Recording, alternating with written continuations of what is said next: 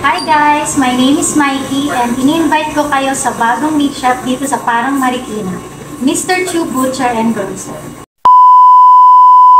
Nandito ako sa Parang NGI. Meron kasi akong na-discover na bagong bukas na meat shop. Dito lang po yan sa Parang Marikina. Ito nga po pala ang Mr. Chu Butcher and Grocer. So opening nila ngayong araw. Located lang po sila sa number 73 ML Quezon Street, corner Lacandula Extension, Barangay Parang, Marikina City. At halos katabi lang po nila ang police station ng Parang. Kung magagawi nga po pala kay sa Mr. Chu Butcher and Grocer ay open sila ng 7 AM until 6 PM Monday to Sunday. Tara mga karepops, pasukin natin ang Mr. Chu Butcher and Grocer. Check na din natin kung anong pwedeng mabili dito. Pagpasok ko pa lang sa kanilang meat shop, mararamdaman mo na ang lamig ng kanilang store. Makikita nyo din dyan na napakalinis ng kanilang meat shop. Hindi nyo na kailangan pumunta pa ng mall para makabili ng mga fresh meat dahil nandito na yan sa Parang Marikina, sa Mr. Chu Butcher and Grocer. Kumpleto mga fresh meat nila dito, kaya napakasarap mamili dito sa meat shop nila. Wala na kayong hahanapin pang iba dahil nandyan na ang pork cubes, pork chop, pork liempo, meron din sila dyang pang crispy pata, kumpleto din sila ng mga cut na mga chicken, meron din sila ditong buong chicken, kaya napakasarap mamili dito sa Mr. Chu Butcher and Grocer. Kakasigurado ka rin na laging fresh ang kanilang itinitinda dahil dito na din nakapwesto ang kanilang butcher. Kumpleto din sila ng mga frozen products, nandyan ang hotdogs, ham at bacon, kaya highly recommended ko sa mga mamimili itong Mr. Chu